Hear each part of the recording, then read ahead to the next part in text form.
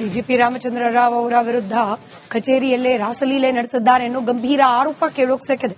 ಇದೇ ವಿಚಾರಕ್ಕೆ ಸಂಬಂಧಪಟ್ಟಂತೆ ಹೆಚ್ಚಿನ ಮಾಹಿತಿಯನ್ನ ನೀಡುವ ಸಲುವಾಗಿ ಕರೆಸಿಕೊಂಡ್ರು ಇವರೇ ಹೋಗಿದ್ದಾರೋ. ಒಟ್ಟಿನಲ್ಲಿ ಇದೇ ವಿಚಾರಕ್ಕೆ ಸಂಬಂಧಪಟ್ಟಂತೆ ಗೃಹ ಸಚಿವರ ಭೇಟಿಗೆ ಆಗಮಿಸಿದ್ದಾರಂತೆ ಡಿಜಿಪಿ ರಾಮಚಂದ್ರ ರಾವ್. ಕಚೇರಿಯಲ್ಲೇ ರಾಮಚಂದ್ರ ರಾವ್ ರಾಸಲೀಲೆ ನಡೆಸಿದ್ದಾರೆ ಎನ್ನುವ ಆರೋಪ ಇದೆ. ಭಾರಿ ಚರ್ಚೆಗೆ ಗ್ರಾಸವಾಗಿದೆ ಪ್ರಕರಣ. ವಿಡಿಯೋಗಳು ವೈರಲ್ ಆಗಿದೆ. ಇದೀಗ ಗೃಹ ಸಚಿವರಿಗೆ ಮಾಹಿತಿಯನ್ನ ನೀಡಲಿದ್ದಾರೆ ರಾಮಚಂದ್ರ ರಾವ್.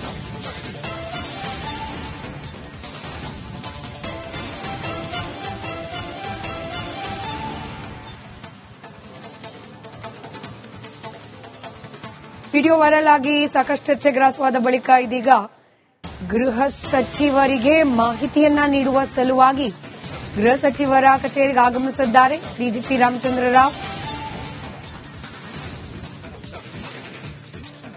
ಕಚೇರಿಯಲ್ಲಿಯೇ ಅಸಭ್ಯ ವರ್ತನೆ ತೋರಿದ್ದಾರೆ ಅನ್ನೋ ಆರೋಪ ರಾಮಚಂದ್ರ ರಾವ್ ಡಿಜಿಪಿ ಅವರ ವಿರುದ್ಧ ಕೇಳೋಕೆ ಸಿಕ್ಕಿರೋದು. ಇದಕ್ಕೆ ಸ್ಪಷ್ಟೀಕರಣ ನೀಡೋ ಸಲುವಾಗಿ ಇದೀಗ ಗೃಹ ಸಚಿವರ ಕಚೇರಿಗೆ ಆಗಮಿಸಿದ್ದಾರೆ ಡಿಜಿಪಿ ರಾಮಚಂದ್ರ ರಾವ್.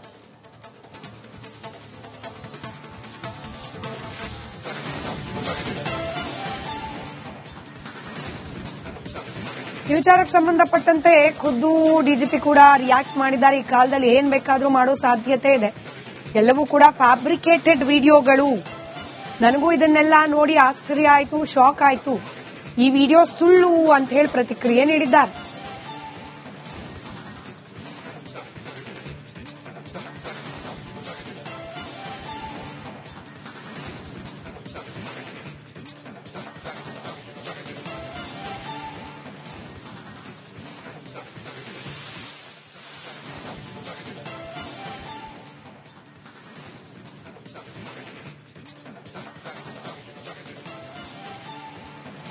ಡಿಜಿಪಿ ರಾಮಚಂದ್ರ ರಾವ್ ಅವರದ್ದು ಎನ್ನಲಾಗಿದ್ದ ವಿಡಿಯೋ ಫ್ಯಾಬ್ರಿಕೇಟೆಡ್ ಅಂತ ಹೇಳಿ ಅವರು ಪ್ರತಿಕ್ರಿಯೆ ನೀಡಿದ್ದಾರೆ.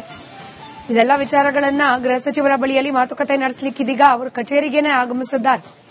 ವಿಡಿಯೋ ವೈರಲ್ ಬಗ್ಗೆ ತನಿಖೆ ಆಗಬೇಕು. ಇದರ ಹಿಂದೆ ಯಾರ ದುರುದ್ದೇಶ ಇದೆ ಅನ್ನೋದು ಗೊತ್ತಾಗಬೇಕು ಅಂತ ಹೇಳಿ ಪ್ರತಿಕ್ರಿಯೆ ನೀಡಿದ್ದಾರೆ. ಗೊತ್ತಾಗಲ್ಲ, ಇದ್ರ ಬಗ್ಗೆ ತನಿಖೆ ಆಗ್ಬೇಕಂತೀರಾ? ತನಿಖೆ ಆಗ್ಬೇಕು. ಗೃಹ ಸಚಿವರನ್ನ ಭೇಟಿ ಮಾಡಕ್ಕೆ ಬಂದಿದ್ದೀರಾ ಸರ್? ಏನ್ ಹೇಳಿ ಬಯಸ್ತೀರಾ ಅವರಿಗೆ? ಅಲ್ಲ, ಈ ತರ ಸುಳ್ಳು ಮಾಹಿತಿ ಹಬ್ಸ್ತಾ ಇದ್ರು. ಸಿಎಂಗೂ ಕಾಣುತ್ತೆ.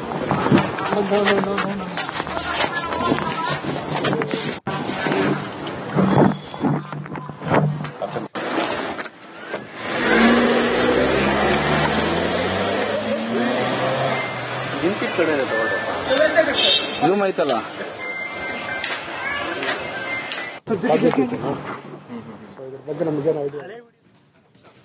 ಮತ್ತಷ್ಟು ಡೀಟೇಲ್ಸ್ ನಮ್ಮ ಪ್ರತಿನಿಧಿ ಚಂದ್ರಶೇಖರ್ ನೀಡ್ತಾ ಹೋಗ್ತಾರೆ. ನೇರ ಸಂಪರ್ಕದಲ್ಲಿದ್ದಾರೆ. ಗೃಹ ಸಚಿವರ ಭೇಟಿಗೆ ಬಂದಿದ್ದಾರೆ ಡಿಜಿಪಿ. ಕೊಡಬೇಕಾದ ಸ್ಪಷ್ಟನೆಯನ್ನು ಕೊಡ್ತಾರೆ. ಬಟ್ ಇದರಲ್ಲಿ ಲೀಗಲಿ ಆಕ್ಷನ್ ಅಂತ ಹೇಳಿ ಆಗ್ಲಿಕ್ಕೆ ಯಾರ ವಿರುದ್ಧನಾದ್ರೂ ದೂರು ದಾಖಲಾಗಿದೆಯಾ?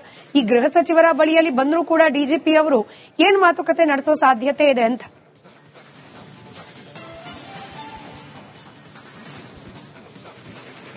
ಸ್ಮಿತಾ, ಖಂಡಿತವಾಗ್ಲು ಈಗಾಗಲೇ ಏನು ಬಹಳಷ್ಟು ದೊಡ್ಡ ಮಟ್ಟದಲ್ಲಿ ಚರ್ಚೆ ಕಾರಣವಾಗ್ತಾ ಇರ್ತಕ್ಕಂಥದ್ದು ಏನು ರಾಮಚಂದ್ರ ರಾವ್ ಅವರ ವಿಡಿಯೋ ದಾಖಲೆ ಹೊರ ಬಂದಿರತಕ್ಕಂಥದ್ದು. ಪ್ರಮುಖವಾಗಿ ನೋಡೋದಾದ್ರೆ ರಿಟೈರ್ಮೆಂಟ್ಗೆ ಇನ್ನು 3-4 ತಿಂಗಳಿರುವಾಗಲೇ ಈ ಒಂದು ವಿಡಿಯೋ ಬಯಲಾಗಿರ್ತಕ್ಕಂಥದ್ದು. ಸೊ ಹೀಗಾಗಿ ಇದು ಬಹಳ ದೊಡ್ಡ ಮಟ್ಟದಲ್ಲಿ ಕೂಡ ಚರ್ಚೆ ಕಾರಣವಾಗ್ತಾ ಇದೆ. ಕಾರಣ ಅಂತಂದ್ರೆ ಈಗಾಗಲೇ ರನ್ಯಾರಾವ್ ಅವರ ವಿಚಾರದಲ್ಲಿ ರಾಮಚಂದ್ರ ರಾವ್ ಬಗ್ಗೆ ಕೂಡ ಸಾಕಷ್ಟು ಅನುಮಾನಗಳಿತ್ತು. ಸೊ ಅದರ ಬೆನ್ನಲ್ಲೇ ಅವರು ಜೈಲಲ್ಲಿರುವಂತಹ ಸಂದರ್ಭದಲ್ಲಿ ಈಗ ರಾಮಚಂದ್ರ ರಾವ್ ಅವರ ವಿರುದ್ಧವೂ ಕೂಡ ಇಂಥದ್ದೇ ಒಂದು ಪ್ರಕರಣಗಳು ಹೊರಗೆ ಬರ್ತಾ ಇರ್ತಕ್ಕಂಥದ್ದು. ಸೊ ಈಗ ಈ ವಿಡಿಯೋವನ್ನು 4 ಮಹಿಳೆಯರ ಜೊತೆಯಲ್ಲಿ ಇರ್ತಕ್ಕಂಥದ್ದನ್ನ ಬಿಡುಗಡೆ ಮಾಡಿರ್ತಕ್ಕಂಥದ್ದು ಬಹಳಷ್ಟು ದೊಡ್ಡ ಮಟ್ಟದಲ್ಲಿ ಚರ್ಚೆಗೆ ಕಾರಣವಾಗ್ತಾ ಇದೆ. ಇದು ಏನು ಗೃಹ ಸಚಿವರಿಗೆ ಮಾಹಿತಿಯನ್ನ ಕೊಡ್ಲಿಕ್ಕೆ ಈಗಾಗಲೇ ರಾಮಚಂದ್ರ ರಾವ್ ಅವರು ಪರಮೇಶ್ವರ್ ಅವರನ್ನ ಭೇಟಿಗೆ ಮನೆಗೆ ಬಂದಿದ್ದಾರೆ. ಆದ್ರೆ ಮನೆಗೆ ಬಂದಿರತಕ್ಕಂತಹ ಸಂದರ್ಭದಲ್ಲಿ ಗೃಹ ಸಚಿವರು ಬೆಳಗ್ಗೆಯಿಂದ ಅನಾರೋಗ್ಯದ ಕಾರಣವಾಗಿ ಮನೆಯಲ್ಲೇ ಇರ್ತಕ್ಕಂಥದ್ದು. ಈ ಸಂದರ್ಭದಲ್ಲಿ ಈ ಒಂದು ವಿಚಾರಕ್ಕೆ ಸಂಬಂಧಪಟ್ಟಂತೆ ಬಹಳಷ್ಟು ಮಾಹಿತಿಯನ್ನ ಪಡೆದುಕೊಳ್ಳೋದಕ್ಕೂ ಕೂಡ ಗೃಹ ಸಚಿವರು ಮುಂದಾಗಿಲ್ಲ. ಸೊ ಇದು ಒಂದು ರೀತಿಯಾದಂತಹ ಮಾರ್ಫಿಂಗ್ ಸಿಂಗ್ ಅನ್ನುವಂತ ಮಾತನ್ನ ಈಗ ರಾಮಚಂದ್ರ ರಾವ್ ಅವರು ಹೇಳ್ತಾ ಇರ್ತಕ್ಕಂಥದ್ದು. ನನಗೆ ಇದು ಬಹಳಷ್ಟು ದೊಡ್ಡ ಮಟ್ಟದಲ್ಲಿ ಅನುಮಾನಕ್ಕೆ ಕಾರಣವಾಗ್ತಾ ಇದೆ ಅನ್ನುವಂತ ಮಾತನ್ನ ಅವರು ಹೇಳ್ತಾ ಇರ್ತಕ್ಕಂಥದ್ದು. ಸೊ ಇದೇ ರೀತಿಯಾದಂತ ಆರೋಪಗಳು ಬಂದಂತ ಸಂದರ್ಭದಲ್ಲಿ ಅವರು ಗೃಹ ಸಚಿವರಿಗೆ ಮಾಹಿತಿಯನ್ನ ಕೊಡಬೇಕು. ಹಾಗಾಗಿ ಗೃಹ ಸಚಿವರ ನಿವಾಸ ಸದಾಶಿವನಗರಕ್ಕೆ ಬಂದಿದ್ದಾರೆ. ಸೊ ಈ ಸಂದರ್ಭದಲ್ಲಿ ಬಿಜೆಪಿ ಕೂಡ ರಾಮಚಂದ್ರ ರಾವ್ ಅವರ ಮಾಡಿರ್ತಕ್ಕಂಥ ಈ ಒಂದು ಘಟನೆಗೆ ಬಹಳಷ್ಟು ವಿರೋಧ ವ್ಯಕ್ತವಾಗ್ತದೆ. ಯಾಕಂತಂದ್ರೆ ಒಬ್ಬ IPS ಅಧಿಕಾರಿ ಅಂತಂದ್ರೆ ಅದು ಜವಾಬ್ದಾರಿಯುತ ಸ್ಥಾನದಲ್ಲಿರ್ತಕ್ಕಂಥ ವ್ಯಕ್ತಿ ಈ ರೀತಿ ಮಾಡತಕ್ಕಂಥದ್ದು ಸರಿಯಲ್ಲ, ಇದು ಶೋಭೆಯಲ್ಲ. ಸೊ ಹೀಗಾಗಿ ಕೂಡಲೇ ಅವರನ್ನ ವಜಾ ಮಾಡಬೇಕು, ಈ ಸೇವೆಯಿಂದ ಬಿಡುಗಡೆ ಮಾಡಬೇಕು ಅನ್ನುವಂತ ಒತ್ತಾಯವನ್ನ ಶಾಸಕ ಸುರೇಶ್ ಕುಮಾರ್ ಅವರು ಮಾಡಿರ್ತಕ್ಕಂಥದ್ದು. ಈಗಾಗಲೇ ಪತ್ರಿಕಾ ಹೇಳಿಕೆಯನ್ನ ಪ್ರಕಟಿಸಿರ್ತಕ್ಕಂಥ ಸುರೇಶ್ ಕುಮಾರ್ ಅವರು ರನ್ಯಾ ರಾವ್ ಪ್ರಕರಣದ ಬೆನ್ನಲ್ಲೇ ಡಿಜಿಪಿ ರಾಮಚಂದ್ರ ರಾವ್ ಅವರ ವಿರುದ್ಧ ಕಚೇರಿಯಲ್ಲೇ ರಾಸಲೀಲೆ ನಡೆಸಿದ್ದಾರೆ ಎನ್ನುವ ಗಂಭೀರ ಆರೋಪ ಕೇಳೋಕ್ ಸಿಕ್ಕಿದೆ. ಇದೇ ವಿಚಾರಕ್ಕೆ ಸಂಬಂಧಪಟ್ಟಂತೆ ಹೆಚ್ಚಿನ ಮಾಹಿತಿಯನ್ನ ನೀಡುವ ಸಲುವಾಗಿ ಕರೆಸಿಕೊಂಡ್ರು ಇವರೇ ಹೋಗಿದ್ದಾರೋ ಒಟ್ಟಿನಲ್ಲಿ ಇದೇ ವಿಚಾರಕ್ಕೆ ಸಂಬಂಧಪಟ್ಟಂತೆ ಗೃಹ ಸಚಿವರ ಭೇಟಿಗೆ ಆಗಮಿಸಿದ್ದಾರಂತೆ ಡಿಜಿಪಿ ರಾಮಚಂದ್ರ ರಾವ್. ಕಚೇರಿಯಲ್ಲೇ ರಾಮಚಂದ್ರ ರಾವ್ ರಾಸಲೀಲೆ ನಡೆಸಿದ್ದಾರೆ ಎನ್ನುವ ಆರೋಪ ಇದೆ. ಭಾರಿ ಚರ್ಚೆಗೆ ಗ್ರಾಸವಾಗಿದೆ ಪ್ರಕರಣ. ವಿಡಿಯೋಗಳು ವೈರಲ್ ಆಗಿದೆ. ಇದೀಗ ಗೃಹ ಸಚಿವರಿಗೆ ಮಾಹಿತಿಯನ್ನ ನೀಡಲಿದ್ದಾರೆ ರಾಮಚಂದ್ರ ರಾವ್.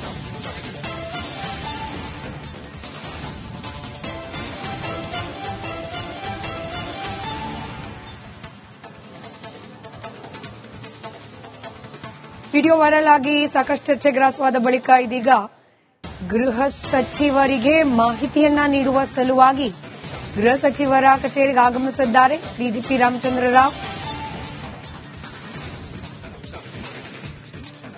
ಕಚೇರಿಯಲ್ಲಿಯೇ ಅಸಭ್ಯ ವರ್ತನೆ ತೋರಿದ್ದಾರೆ ಅನ್ನೋ ಆರೋಪ ರಾಮಚಂದ್ರ ರಾವ್ ಡಿಜಿಪಿ ಅವರ ವಿರುದ್ಧ ಕೇಳೋಕ್ ಸಿಕ್ಕಿರೋದು. ಇದಕ್ಕೆ ಸ್ಪಷ್ಟೀಕರಣ ನೀಡೋ ಸಲುವಾಗಿ ಇದೀಗ ಗೃಹ ಸಚಿವರ ಕಚೇರಿಗೆ ಆಗಮಿಸಿದ್ದಾರೆ ಡಿಜಿಪಿ ರಾಮಚಂದ್ರ ರಾವ್.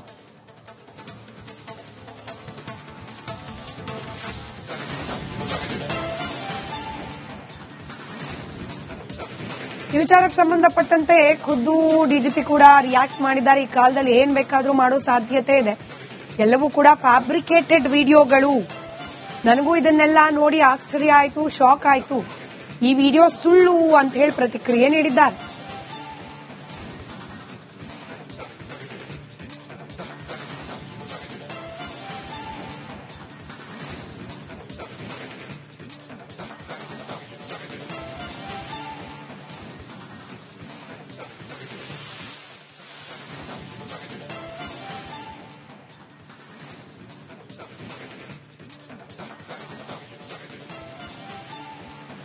ಡಿಜಿಪಿ ರಾಮಚಂದ್ರ ರಾವ್ ಅವರದ್ದು ಎನ್ನಲಾಗಿದ್ದ ವಿಡಿಯೋ ಫ್ಯಾಬ್ರಿಕೇಟೆಡ್ ಅಂತ ಹೇಳೋ ಪ್ರತಿಕ್ರಿಯೆ ನೀಡಿದ್ದಾರೆ.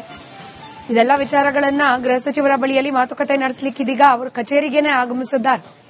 ವಿಡಿಯೋ ವೈರಲ್ ಬಗ್ಗೆ ತನಿಖೆ ಆಗಬೇಕು, ಇದರ ಹಿಂದೆ ಯಾರ ದುರುದ್ದೇಶ ಇದೆ ಅನ್ನೋದು ಗೊತ್ತಾಗಬೇಕು ಅಂತ ಹೇಳಿ ಪ್ರತಿಕ್ರಿಯೆ ನೀಡಿದ್ದಾರೆ. ಗೊತ್ತಾಗಲ್ಲ, ಇದ್ರ ಬಗ್ಗೆ ತನಿಖೆ ಆಗ್ಬೇಕಂತೀರಾ? ತನಿಖೆ ಆಗ್ಬೇಕು. ಗೃಹ ಸಚಿವರನ್ನ ಭೇಟಿ ಮಾಡಕ್ ಬಂದಿದ್ದೀರಾ ಸರ್, ಏನ್ ಹೇಳಿ ಬಯಸ್ತೀರಾ ಅವರಿಗೆ? ಅಲ್ಲ, ಈ ತರ ಸುಳ್ಳು ಮಾಹಿತಿ ಹಬ್ಬಿಸ್ತಾ ಇದ್ರು. ಸಿಎಂಗೂ ಕಾಣ್ತು.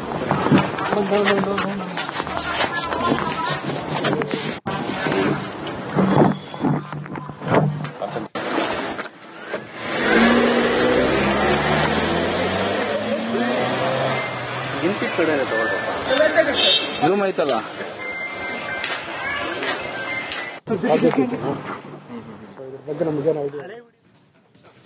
ಮತ್ತಷ್ಟು ಡೀಟೇಲ್ಸ್ ನಮ್ಮ ಪ್ರತಿನಿಧಿ ಚಂದ್ರಶೇಖರ್ ನೀಡ್ತಾ ಹೋಗ್ತಾರೆ, ನೇರ ಸಂಪರ್ಕದಲ್ಲಿದ್ದಾರೆ.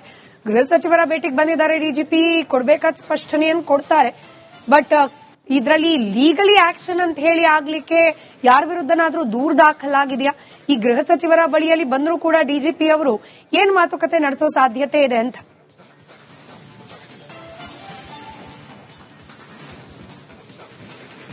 ಸ್ಮಿತಾ, ಖಂಡಿತವಾಗ್ಲು ಈಗಾಗಲೇ ಏನು ಬಹಳಷ್ಟು ದೊಡ್ಡ ಮಟ್ಟದಲ್ಲಿ ಚರ್ಚೆ ಕಾರಣವಾಗ್ತಾ ಇರ್ತಕ್ಕಂಥದ್ದು ಏನು ರಾಮಚಂದ್ರ ರಾವ್ ಅವರ ವಿಡಿಯೋ ದಾಖಲೆ ಹೊರ ಬಂದಿರತಕ್ಕಂಥದ್ದು. ಪ್ರಮುಖವಾಗಿ ನೋಡೋದಾದ್ರೆ ರಿಟೈರ್ಮೆಂಟ್ಗೆ ಇನ್ನು 3-4 ತಿಂಗಳಿರುವಾಗಲೇ ಈ ಒಂದು ವಿಡಿಯೋ ಬಯಲಾಗಿರ್ತಕ್ಕಂಥದ್ದು. ಸೊ ಹೀಗಾಗಿ ಇದು ಬಹಳ ದೊಡ್ಡ ಮಟ್ಟದಲ್ಲಿ ಕೂಡ ಚರ್ಚೆ ಕಾರಣವಾಗ್ತಾ ಇದೆ. ಕಾರಣ ಅಂತಂದ್ರೆ ಈಗಾಗಲೇ ರನ್ಯಾ ರಾವ್ ಅವರ ವಿಚಾರದಲ್ಲಿ ರಾಮಚಂದ್ರ ರಾವ್ ಬಗ್ಗೆ ಕೂಡ ಒಂದಷ್ಟು ಸಾಕಷ್ಟು ಅನುಮಾನಗಳಿತ್ತು. ಸೊ ಅದರ ಬೆನ್ನಲ್ಲೇ ಅವರು ಜೈಲಲ್ಲಿರುವಂತಹ ಸಂದರ್ಭದಲ್ಲಿ ಈಗ ರಾಮಚಂದ್ರ ರಾವ್ ಅವರ ವಿರುದ್ಧವೂ ಕೂಡ ಇಂಥದ್ದೇ ಒಂದು ಪ್ರಕರಣಗಳು ಹೊರಗೆ ಬರ್ತಾ ಇರ್ತಕ್ಕಂಥದ್ದು. ಸೊ ಈಗ ಈ ವಿಡಿಯೋವನ್ನು ವಿಡಿಯೋಗಳನ್ನ 4 ಮಹಿಳೆಯರ ಜೊತೆಯಲ್ಲಿ ಇರ್ತಕ್ಕಂಥದ್ದನ್ನ ಬಿಡುಗಡೆ ಮಾಡಿರ್ತಕ್ಕಂಥದ್ದು ಬಹಳಷ್ಟು ದೊಡ್ಡ ಮಟ್ಟದಲ್ಲಿ ಚರ್ಚೆಗೆ ಕಾರಣವಾಗ್ತಾ ಇದೆ. ಇದು ಏನು ಗೃಹ ಸಚಿವರಿಗೆ ಮಾಹಿತಿಯನ್ನ ಕೊಡ್ಲಿಕ್ಕೆ ಈಗಾಗಲೇ ರಾಮಚಂದ್ರ ರಾವ್ ಅವರು ಪರಮೇಶ್ವರ್ ಅವ್ರನ್ನ ಭೇಟಿಗೆ ಮನೆಗೆ ಬಂದಿದ್ದಾರೆ. ಆದ್ರೆ ಮನೆಗೆ ಬಂದಿರತಕ್ಕಂತಹ ಸಂದರ್ಭದಲ್ಲಿ ಗೃಹ ಸಚಿವರು ಬೆಳಗ್ಗೆಯಿಂದ ಅನಾರೋಗ್ಯದ ಕಾರಣವಾಗಿ ಮನೆಯಲ್ಲೇ ಇರತಕ್ಕಂಥದ್ದು. ಈ ಸಂದರ್ಭದಲ್ಲಿ ಈ ಒಂದು ವಿಚಾರಕ್ಕೆ ಸಂಬಂಧಪಟ್ಟಂತೆ ಬಹಳಷ್ಟು ಮಾಹಿತಿಯನ್ನ ಪಡೆದುಕೊಳ್ಳೋದಕ್ಕೂ ಕೂಡ ಗೃಹ ಸಚಿವರು ಮುಂದಾಗಿಲ್ಲ. ಸೊ ಇದು ಒಂದು ರೀತಿಯಾದಂತಹ ಮಾರ್ಫಿಂಗ್ ಅನ್ನುವಂತ ಮಾತನ್ನ ಈಗ ರಾಮಚಂದ್ರ ಅವರು ಹೇಳ್ತಾ ಇರ್ತಕ್ಕಂಥದ್ದು. ನನಗೆ ಇದು ಬಹಳಷ್ಟು ದೊಡ್ಡ ಮಟ್ಟದಲ್ಲಿ ಅನುಮಾನಕ್ಕೆ ಕಾರಣವಾಗ್ತಾ ಇದೆ ಅನ್ನುವಂತ ಮಾತನ್ನ ಅವರು ಹೇಳ್ತಾ ಇರ್ತಕ್ಕಂಥದ್ದು. ಸೊ ಇದೇ ರೀತಿಯಾದಂತಹ ಆರೋಪಗಳು ಬಂದಂತ ಸಂದರ್ಭದಲ್ಲಿ ಅವರು ಗೃಹ ಸಚಿವರಿಗೆ ಮಾಹಿತಿಯನ್ನ ಕೊಡಬೇಕು. ಹಾಗಾಗಿ ಗೃಹ ಸಚಿವರ ನಿವಾಸ ಸದಾಶಿವನಗರಕ್ಕೆ ಬಂದಿದ್ದಾರೆ. ಸೊ ಈ ಸಂದರ್ಭದಲ್ಲಿ ಬಿಜೆಪಿ ಕೂಡ ರಾಮಚಂದ್ರ ರಾವ್ ಅವರ ಮಾಡಿರ್ತಕ್ಕಂಥ ಈ ಒಂದು ಘಟನೆಗೆ ಬಹಳಷ್ಟು ವಿರೋಧ ವ್ಯಕ್ತವಾಗ್ತದೆ. ಯಾಕಂತಂದ್ರೆ ಒಬ್ಬ IPS ಅಧಿಕಾರಿ ಅಂತಂದ್ರೆ ಅದು ಜವಾಬ್ದಾರಿಯುತ ಸ್ಥಾನದಲ್ಲಿರ್ತಕ್ಕಂಥ ವ್ಯಕ್ತಿ ಈ ರೀತಿ ಮಾಡತಕ್ಕಂಥದ್ದು ಸರಿಯಲ್ಲ, ಇದು ಶೋಭೆಯಲ್ಲ. ಸೊ ಹೀಗಾಗಿ ಕೂಡಲೇ ಅವರನ್ನ ವಜಾ ಮಾಡಬೇಕು, ಈ ಸೇವೆಯಿಂದ ಬಿಡುಗಡೆ ಮಾಡಬೇಕು ಅನ್ನುವಂತ ಒತ್ತಾಯವನ್ನ ಶಾಸಕ ಸುರೇಶ್ ಕುಮಾರ್ ಅವರು ಮಾಡಿರ್ತಕ್ಕಂಥದ್ದು. ಈಗಾಗಲೇ ಪತ್ರಿಕಾ ಹೇಳಿಕೆಯನ್ನ ಪ್ರಕಟಿಸಿರ್ತಕ್ಕಂಥ ಸುರೇಶ್ ಕುಮಾರ್ ಅವರು ರನ್ಯಾ ರಾವ್ ಪ್ರಕರಣದ ಬೆನ್ನಲ್ಲೇ